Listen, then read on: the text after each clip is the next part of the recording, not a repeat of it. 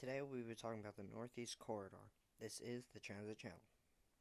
The Northeast Corridor is a 457-mile rail line between Boston and D.C. with continuing on past D.C. to Newport News, Norfolk, Virginia, Richmond, Virginia, and Roanoke, Virginia. Also on the north side, it goes to Springfield, Massachusetts.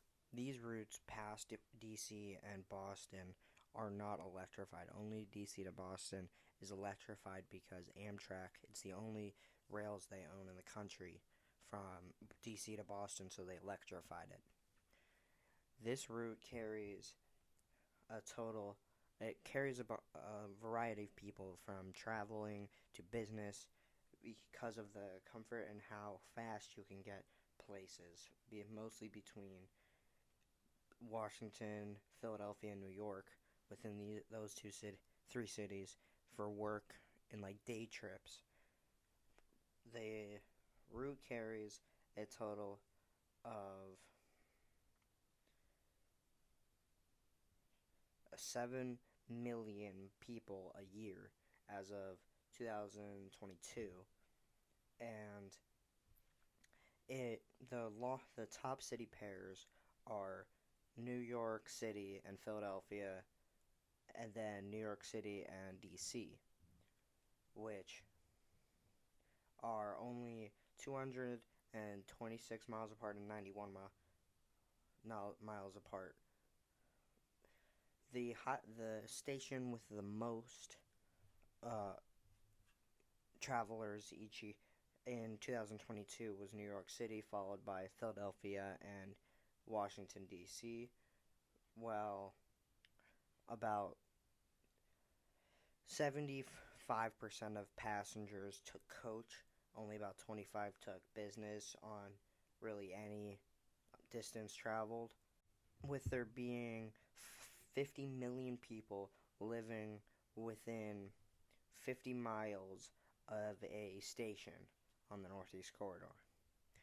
The Northeast Corridor has a bunch of problems. One, that in Connecticut and in the New York area, has been doing a lot of construction, repairing the tracks and electrical parts, the overhead wires, which has caused a lot of delays.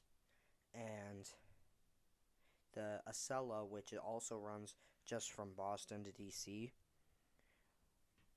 is marketed as a higher class, high speed rail, but really it only goes about 25 to 30 miles faster than the Northeast Corridor, and it only goes that speed for about 25% of the time, because of all of the construction and the tracks weren't built for high-speed rail. The Northeast Corridor can be fixed by making more consistent times for the trains and more express, because most of them really stop at every station on the Northeast Corridor, and Acela, they skip a lot of stations, but the times each day aren't consistent and the prices aren't consistent.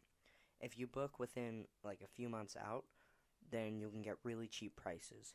But if you book within a few days, it could be 10 times more expensive than if you booked earlier. This can be fixed by just by just marketing like a commuter rail does, where it's consistent times every day and consistent prices. This could offer way more consistency in passengers, because they can know what the price is going to be. The Northeast Corridor only has a freight rail really at night on it because it's owned by Amtrak, and it has commuter rail on it that use the tracks like the Penn line in Baltimore and DC, the SEPTA in Philadelphia, NJ Transit in New Jersey, Metro North in Connecticut, the Boston T in Boston and Connecticut Rail in Connecticut. Um, these rail lines have consistent prices and consistent times, and are really more for the commuters. Should be a more faster and better route for people trying to go longer distances. But as Miles in Transit has done, he went from DC to Boston just using the commuter rails and public transportation other than Amtrak to go up the route that the Northeast Corridor takes. This could be fixed, and Acela could be marketed as more of an exclusive, just stopping at basically DC, Wilmington, Philadelphia, N- Newark, New York, uh, Hartford, Providence, and Boston. And the Northeast Corridor could have two sections st- with several different ways taking local routes and more express. This would help on travel time and help more the average traveler, not the business traveler. I hope you like this video, so if you could, please like and subscribe down below, and comment what you think Amtrak should do to fix the Northeast Corridor. This is the Transit Channel.